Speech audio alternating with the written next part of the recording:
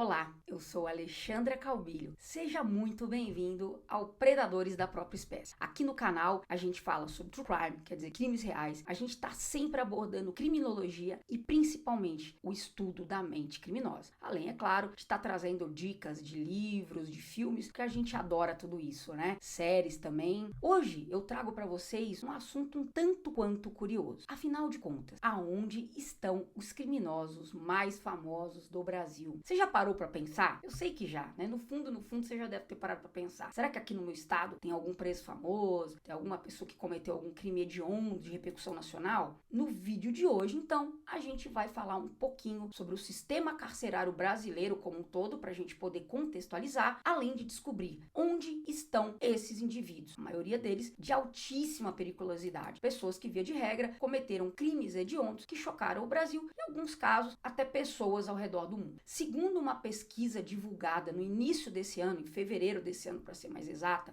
em 2025, pelo Observatório Nacional dos Direitos Humanos, a população carcerária gira em torno de 850 mil presos. Peraí, Ale, tá me dizendo que a gente tem quase 1 milhão de pessoas presas no Brasil? Exatamente isso, jovem investigador do Sofá. O número de detidos em celas físicas, no entanto, é de aproximadamente 660 mil pessoas. Mas me explica isso, Ale, eu não entendi. Afinal de contas, são 860, 850 ou são 660 mil presos? Pessoal, é o seguinte, quando eu falo o número de 850, eu tô falando daquelas pessoas que estão em sistema fechado, em regime semiaberto, tá? Esses são os 660 mil presos. Do total desses 850, os outros 200 e poucos mil, eles estão em regime, eles se encontram em regime aberto. Se você achou essa cifra assustadora, eu concordo com você. Você está correto. Nosso país é o terceiro país do mundo a ter mais encarcerados. É claro que a gente não pode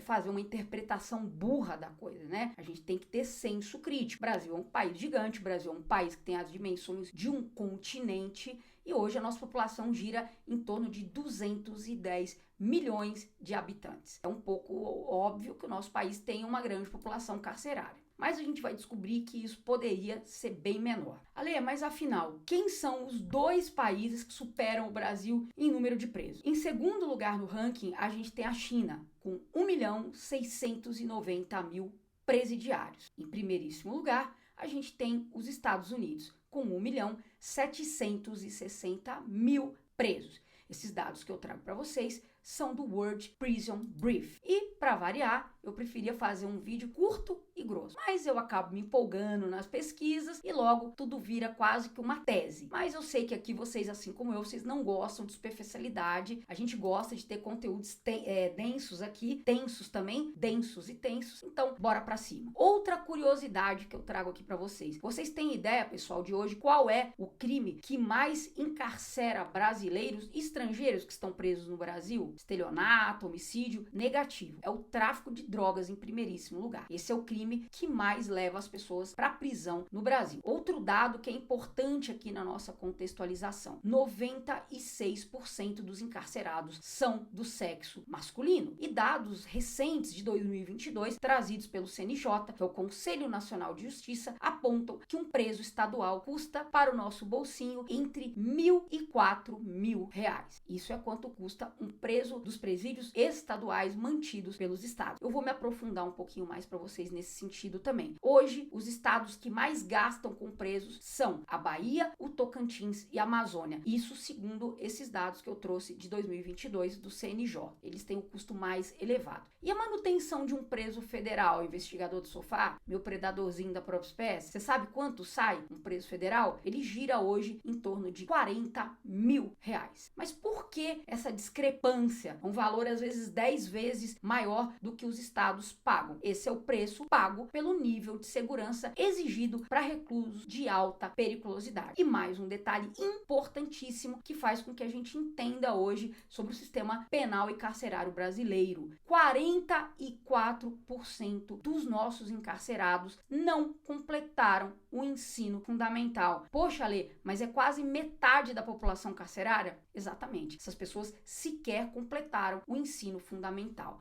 tá? 20% deles chegaram a fazer o nível médio e apenas de 2 a 4% tem nível superior. Afinal, coloca aí nos comentários, isso explica ou não explica parte do que acontece hoje das pessoas serem presas?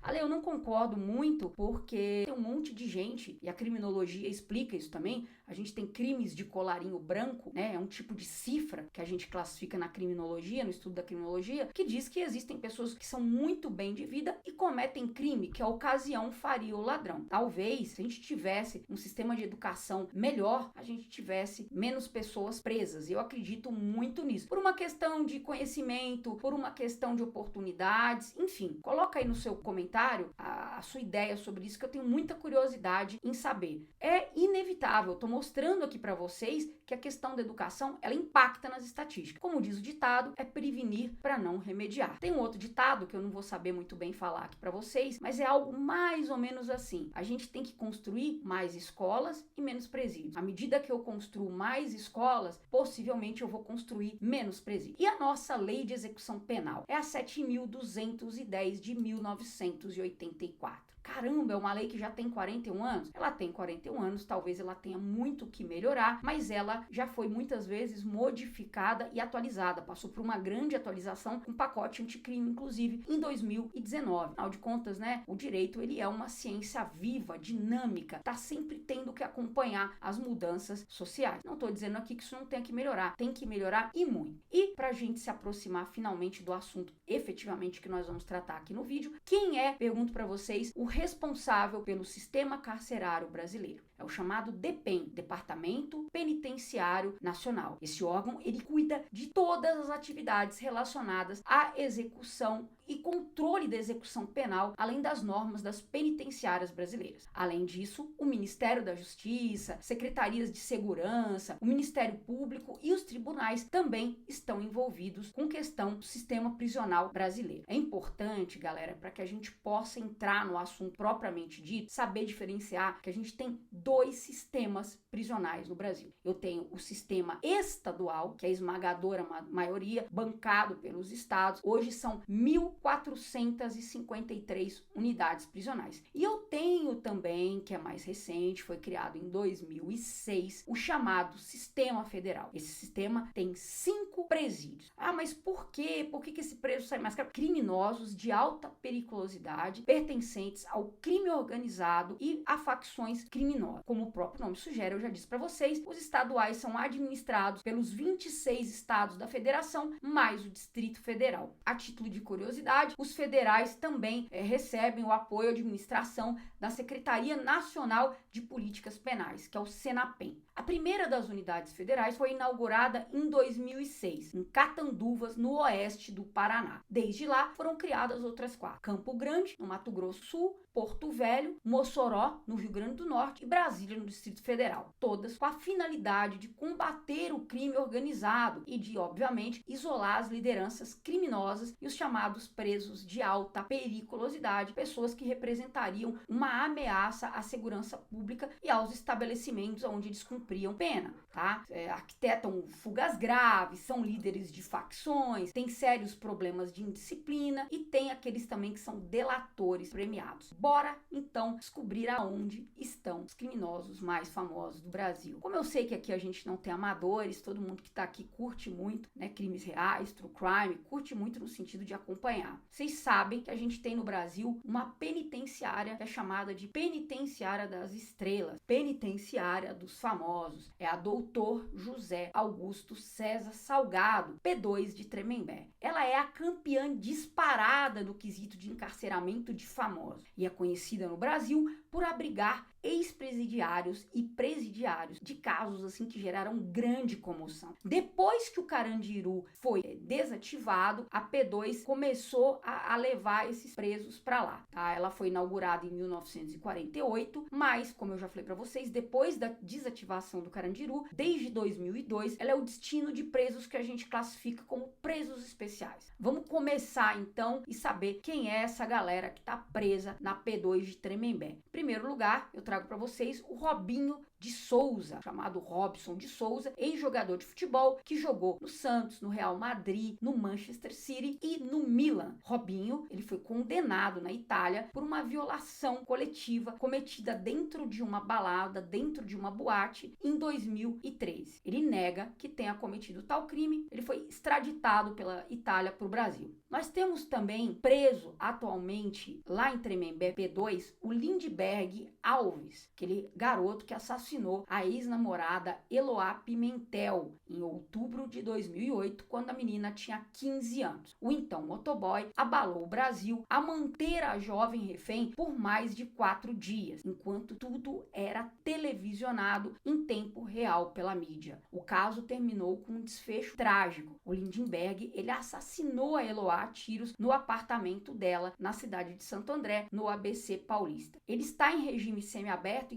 desde 2021 e cumpre essa pena em liberdade. Preso ainda atualmente em Tremembé, a gente tem o médico ou ex-médico Roger Abdel Massif, condenado a mais de 173 anos de prisão por cometer abuso sexual contra quase 40 pacientes. O então médico sedava essas meninas, essas mulheres, durante os procedimentos de fertilização e inseminação, e aí ele cometia esses abusos, que também nega. O Abdel Massif, ele já está com uma idade avançada e acredito que em breve também vai cumprir pena em domicílio. Recentemente, um dos novos moradores de Tremembé é o Thiago Brenan, aquele empresário acusado de cárcere privado, sequestro e violação. Toda vez que eu falar violação para vocês entendem como aquele crime do artigo 213 do Código Penal. Depois dei uma procurada, tenho medo do vídeo cair. O Brenan, pessoal, ele ficou muito conhecido em 2022. Os casos dele estouraram em 2022 após ele ser flagrado por uma câmera de segurança no interior de uma das academias mais badaladas de São Paulo. Ele fugiu e foi para os Emirados Árabes, onde foi preso e extraditado para o Brasil em abril de 2023, portanto há 2 anos. Ele já passou por 3 condenações criminais, também foi absolvido por alguns crimes, mas na primeira instância ele já foi condenado por agressão à mulher, também nega a acusação. Nós só temos pessoas inocentes em Tremembé. Mais recentemente, um caso de muita repercussão na mídia foi o caso do Fernando Sastre de Andrade Filho. Ele envolveu-se em uma colisão que matou um homem e deixou outro gravemente ferido. O crime aconteceu em março de 2024. Negou que estava embriagado no momento do acidente, quando guiava a sua Porsche. Agora, eu não poderia deixar de trazer para vocês pessoas que já foram, que já moraram, moradores ilustres de Tremembé, né? Nessa primeira leva que eu trouxe para vocês, a gente falou sobre criminosos que atualmente estão cumprindo pena em Tremembé. Então, a gente tem o Gil Rugai. Se você é um pouco mais novinho, o Gil Rugai é aquele indivíduo que foi condenado por matar o pai e a madrasta, e ele cumpre regime aberto desde o ano passado, desde 2024. Um caso muito emblemático na criminologia, né, no processo penal brasileiro. Depois, uma pessoa mais famosa ainda, eu diria, do Gil Rugai, o Alexandre Nardoni, que dispensa apresentações, foi condenado pelo assassinato da própria filha. Há 1 ano, também está em regime aberto. Além do Nardoni, a gente tem o Misael Bispo, é acusado de matar a ex-namorada, advogada Mércia Nakashima. Assim como o Gil Rugai, como o Alexandre Nardoni, o Misael também já está cumprindo pena em regime aberto. Outros criminosos famosíssimos que moraram, né, que ocuparam as celas de Tremembé, são os irmãos Cravinhos, os irmãos Christian e Daniel, que foram presos pelo assassinato do casal Richthofen. Eles cumprem o restante da pena em liberdade. O Christian, desde março desse ano, Christian acabou de sair da cana, agora março de 2025. E o Daniel, há um pouquinho mais de tempo, já saiu há 7 anos, desde 2018. Além disso, eu não sei se vocês se lembram, Edson Choube Nascimento Filho, conhecido como Edinho, ex-goleiro do Santo, ex-treinador de goleiro. Acho que acredito até que no momento ele está trabalhando também como empresário e treinador. Filho do Pelé, ele já esteve preso na P2.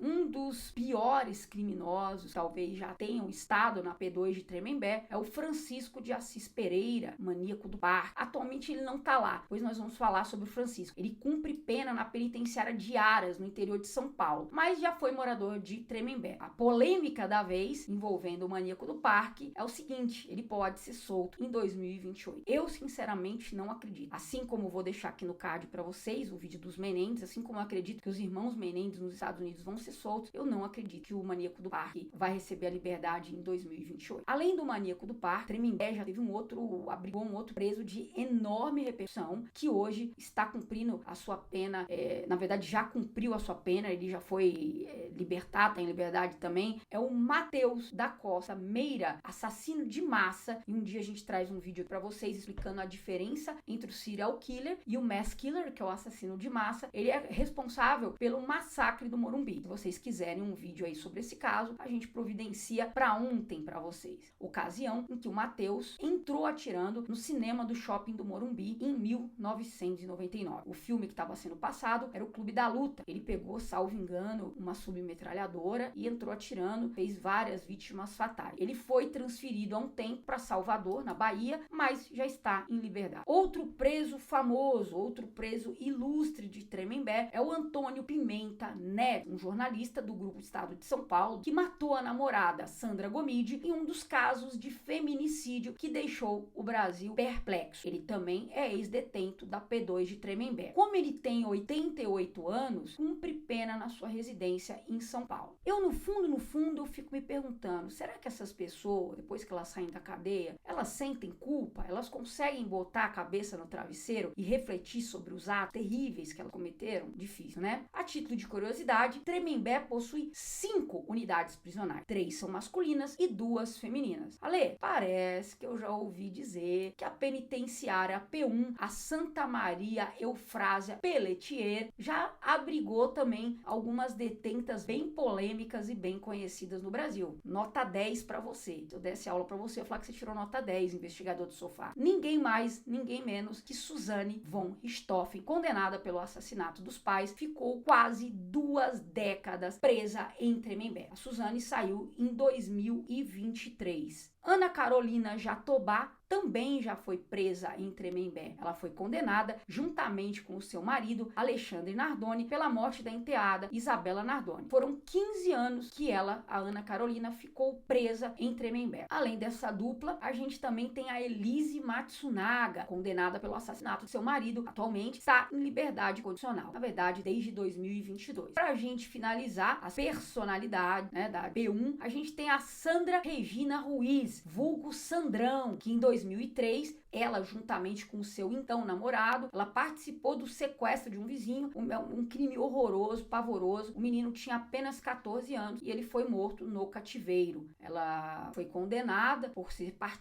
cúmplice do crime de sequestro e foi presa. Conforme o processo, ela é que teria negociado e extorquido os parentes do adolescente que foi morto. Avançando aí, saindo de Tremembé, mas continuando no estado de São Paulo, a gente tem a penitenciária Dr. Tarcísio Leôncio Pinheiro Sintra, que na verdade não saímos coisíssima nenhuma de Tremembé. Pegadinha do malandro, P1 de Tremembé. Lembra que os famosíssimos estão na P2? Esse cara que eu vou trazer aqui para vocês, recentemente, ele e o seu advogado, inclusive, tentaram a remoção dele para Tremembé. Eu estou falando aqui de ninguém mais, ninguém menos do que o Rony Lessa, ex-policial militar do Rio de Janeiro. Antes de entrar para o mundo do crime, ele chegou a ser inclusive policial do BOPE. Ele confessou o assassinato da Marielle Franco e do motorista Anderson Gomes, isso em 2014, e além disso ele responde por tráfico de armas e, salvo engano, por outros crimes. Agora, coladinho com Tremembé, a gente tem a icônica,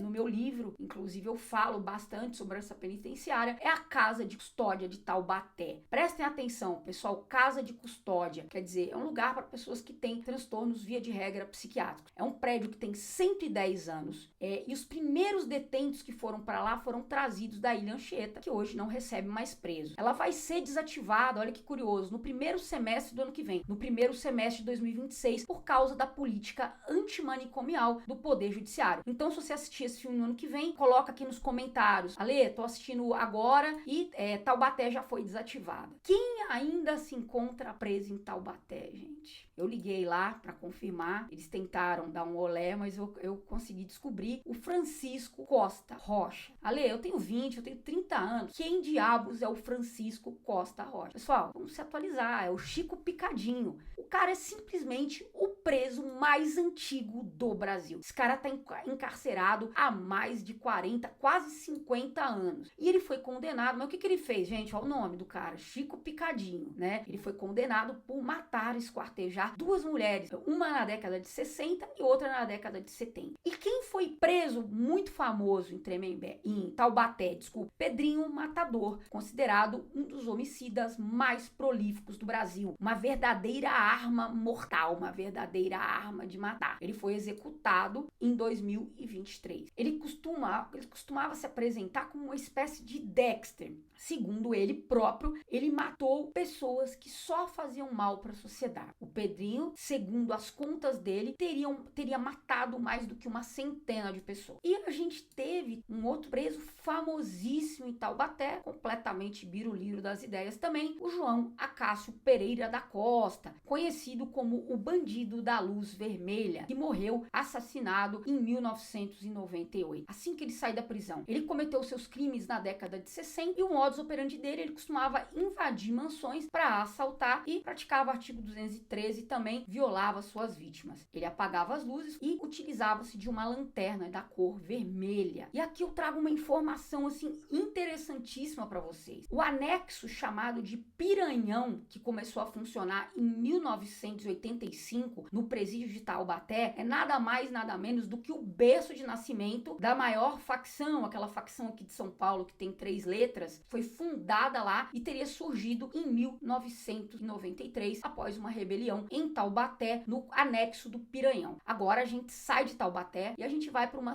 pequena cidade do estado de São Paulo, que chama Iaras. Na penitenciária, vamos direto para a penitenciária Orlando Brando Filinto. Quem tá preso lá, na minha modesta opinião, o criminoso vivo hoje, pior criminoso, o criminoso mais famoso do Brasil, Francisco Assis Pereira, maníaco do parque. Réu confesso em 11 homicídios e cumpre aproximadamente 280 anos de pena, mas ele pode ser solto, como eu já adiantei, em 2028. Ale, mas como assim o cara... Pessoal, no Brasil, quando o Francisco foi condenado, antes do pacote anticrime, antes de 2019, as pessoas só podiam cumprir 30 anos de prisão. Então, para que serve isso? A pessoa vai cumprir mais de 200 anos. Isso interfere na mudança, na progressão de regime, isso interfere em alguns tipos de liberdade, enfim, serve para se cai num tipo de crime hediondo, ele demora mais tempo para progredir, tá? Vamos continuar em São Paulo. Vocês estão vendo aí que São Paulo abarca grandes e famosos criminosos. A gente vai para a unidade experimental de saúde. Falou em saúde, falou em custódia, via de regra, eu falo de pessoas que têm problemas mentais. Aqui a gente tem uma pessoa odiosa, um cara que cometeu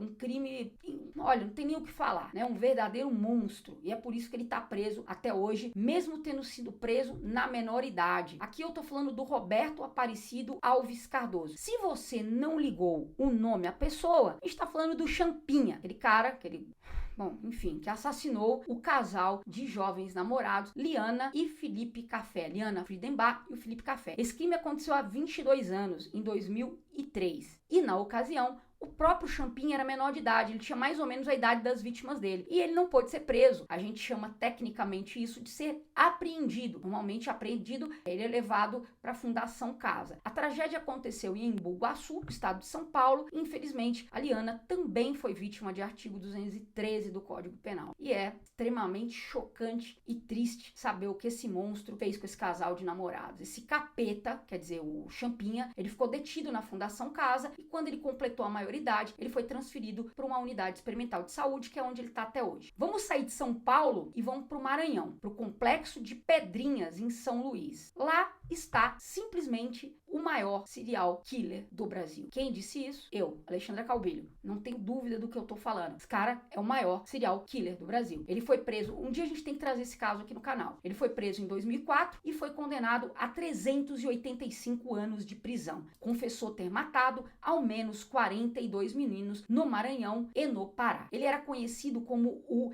emasculador do Maranhão, porque ele mutilava os órgãos sexuais dos meninos. Depois do Maranhão, a gente faz faz uma escala no Rio de Janeiro. A gente vai para a penitenciária Talavera Bruce, no complexo penitenciário de Jericinó, que fica em Bangu. Lá a gente tem a Flor de Lis dos Santos de Souza, pastora e ex-deputada federal, acusada de ter mandado matar o próprio marido, o também pastor Anderson do Carmo. O crime é relativamente recente e aconteceu em 2019. Outra pessoa que também é considerada no momento atual como uma criminosa famosa, que cometeu um ato terrível, um ato hediondo, um ato odioso, é a Monique Medeiros, que é acusada de ter envolvimento na morte do próprio filho, o Henri Borel, de 4 anos. Ela foi denunciada por diversos crimes, mas nega todos. Ainda em Bangu, pessoal, a gente tem o presídio Pedrolino Welling de Oliveira. Lá está preso, não sei no momento, alguém coloca aqui nos comentários caso saiba, se é atual esposa ou se é ex-esposa, a Monique,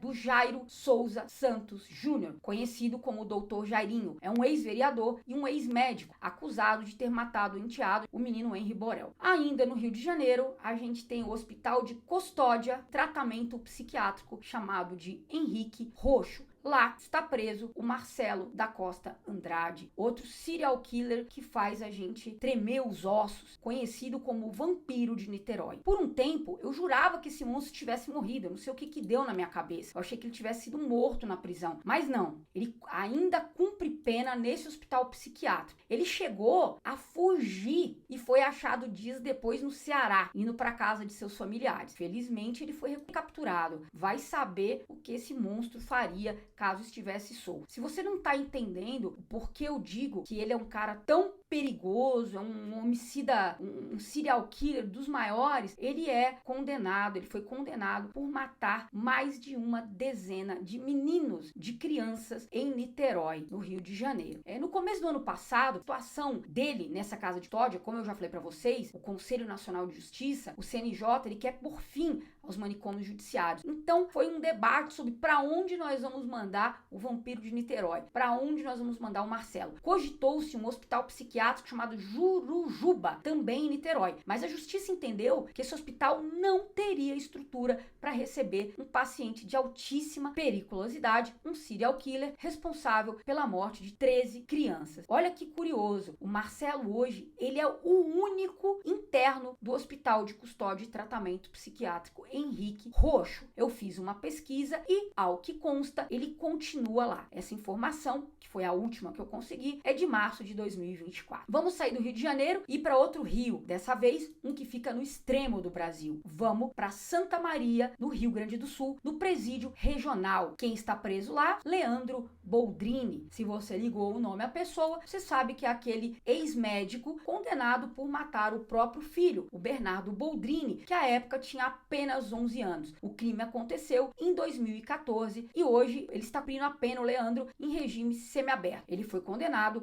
a 33 anos de prisão e nega veementemente as suas acusações. Eu trago uma atualização aqui do ano passado. Ele foi escolhido para uma vaga de residência médica, possivelmente um concurso, no Hospital Universitário da Universidade de Santa Maria, mas em fevereiro desse ano, o registro dele foi cassado pelo Conselho Regional de Medicina do Rio Grande do Sul. Ainda no Rio Grande do Sul, a gente tem a penitenciária Maria Pelete, Porto Alegre. Lá se encontra presa a Graciele Ugolini, que é a madrasta do Bernardo, a companheira do Leandro. Ela foi condenada pelo mesmo crime que o Leandro Boldrini. Assim como ele, ela nega envolvimento direto na morte da criança. E atenção, uma notícia muito recente, uma atualização muito recente. No último dia 22 de maio desse ano, a Polícia Penal do Rio Grande do Sul informou que a Edelvânia Wiganovics, que foi condenada por envolvimento no crime, ela era amiga do Leandro, foi encontrada morta no Instituto Penal Feminino de Porto Alegre. Ela estava cumprindo pena em regime semiaberto. A suspeita é de que ela tenha tirado a própria vida. Em 2019, tanto o Leandro quanto a madrasta como a amiga Edelvânia foram condenados pelo júri popular. Agora a gente sai do Rio Grande do Sul e volta para a região Nordeste, para o Presídio Policial Penal Leonardo Lago, no Recife, em Pernambuco. Esse caso foi um caso que deixou as pessoas completamente horrorizadas. É o caso do Jorge Beltrão, o canibal de Garanhuns. Ele matou e praticou canibalismo contra 3 mulheres. Isso ele agiu por 4 anos, entre 2008 e 2012. E o número de vítimas pode ser maior. Esse sujeito, por mais que isso seja estranho, por mais que vocês me falem, Ale, como é que alguém embarca numa história maluca dessa? Pois é, ele tinha 2 cúmplices, a Isabel e a Bruna, e ele é considerado o líder desse trio. Eles falaram na época que faziam parte de uma seita chamada Cartel, e macabríssimo, consumiam carne humana, faziam a ingestão de carne humana, segundo eles, com o intuito de purificação. Então, como vocês estão curiosos, a Isabel Torreão e a Bruna Oliveira, que eram cúmplices desse assassino, elas estão hoje também em Pernambuco, mas estão na colônia penal feminina de Buíque. Elas são parceiras de crime do Jorge e fazem parte do chamado Trio dos Canibais de Garanhuns, cumprindo pena pelo mesmo crime. É uma coisa meio macabra que eles usavam a carne humana das vítimas para rechear salgadinhos que vendiam na cidade. O trio atraía mulheres com ofertas de emprego e eles só foram descobertos depois que eles passaram o cartão de crédito de uma dessas mulheres e essa vítima estava sendo procurada pela família. Pessoal, encerramos aqui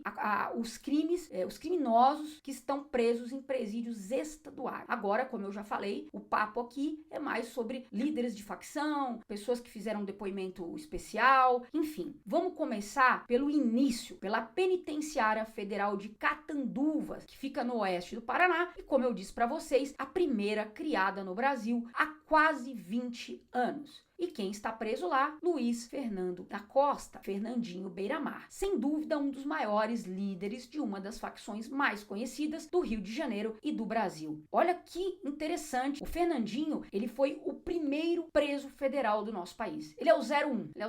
Ele começou no crime ainda pequeno e é considerado, como eu já falei, um dos maiores traficantes do Brasil. Junto com o Beiramar, também tá no Paraná, em Catanduvas, o NEM da Rocinha, que é o Antônio Bonfim Lopes, apontado como chefe do tráfico da favela da Rocinha. O NEM foi preso em 2011, teve uma ampla cobertura da imprensa, salvo engano ele estava no porta-mala, escondido no porta-mala de um carro, e ele tornou-se um verdadeiro rei da maior comunidade, da maior favela do Brasil, e chegou a ser o criminoso mais procurado de todo o estado do Rio de Janeiro. Saindo de Catanduvas, a gente vai para a região norte, para a Penitenciária Federal de Porto Velho, que é onde está preso preventivamente Domingos Brazão, conselheiro do TCE, Tribunal de Contas do Rio de Janeiro. Ele é suspeito de ser um dos mandantes do assassinato da vereadora Marielle Franco em 2018, além do Anderson Gomes, motorista dela. O Domingos Brazão, ele nega as acusações. Depois a gente tem a Penitenciária Federal de Brasília, que é uma das últimas a terem sido construídas no âmbito federal e é considerada como uma das penitenciárias mais seguras do Brasil. Tanto isso é verdade que um dos presos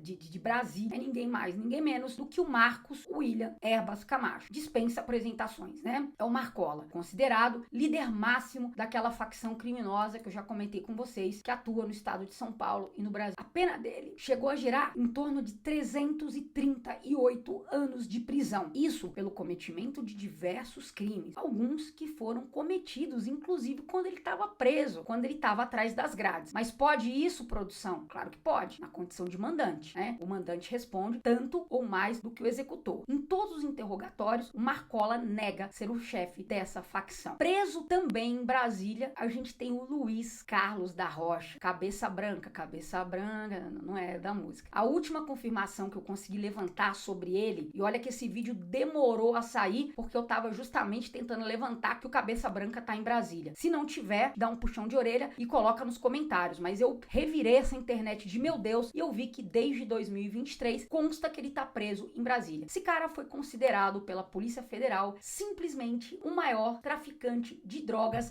não é de 10 anos, de toda a história do Brasil e um dos 10 maiores do mundo. O cara tá lá, juntinho ali com o Pablo Escobar, o cara foi um traficante gigantesco de droga. Um dos seus apelidos, tanto isso é verdade, que um dos seus apelidos é embaixador do tráfico, já que ele negociava com diversas facções criminosas do Brasil e do mundo. Durante 30 anos, ele conseguiu fugir. O cara é muito ninja. Ao contrário dos outros, O Cabeça Branca, ele não ostentava. Ele vivia uma vidinha ali super regrada, ia na padaria comprar pão. Nem a esposa, na verdade, ele dava o nome. Não era Luiz Cláudio, era Vitor. Esse cara, o apelido dele, por conta disso, era Fantasma. Durante anos a fio, as polícias brasileiras e Interpol e polícias internacionais tentaram prender o Cabeça Branca. Ele chegava a negociar 60 toneladas de cocaína por ano. 60 toneladas. Você não ouviu errado. Isso rendeu para ele cerca de 2,5 bilhões de reais, tá? Recentemente, esse talvez seja o criminoso mais recente que eu trago para vocês, é o Marcos Roberto de Almeida, preso agora no mês de maio e foi capturado na Bolívia. É conhecido como Tuta. Ele é apontado como o sucessor do Marcola e também foi levado para a unidade para Brasília. Ele é considerado uma das principais lideranças de uma facção aí que eu tô falando para vocês. Ele estava foragido há 5 anos e foi preso, como eu já disse, na Bolívia. Chegamos aqui à nossa penúltima penitenciária, Penitenciária Federal de Campo Grande, no Mato Grosso do Sul. Lá tá preso um cara que tem ganhado cada vez mais visibilidade. Não tanto por ele, não que ele não tenha sido um criminoso que deixou o Brasil de cabelo em pé, mas vamos chegar lá. É o Márcio dos Santos Nepomuceno, famosíssimo Marcinho, homem que já foi um dos mais procurados do Rio de Janeiro. Hoje é super conhecido por um outro motivo. Ele é pai do rapper Oruan. Se entende por que a gente voltou, né? A mídia voltou a falar bastante do Marcinho VP.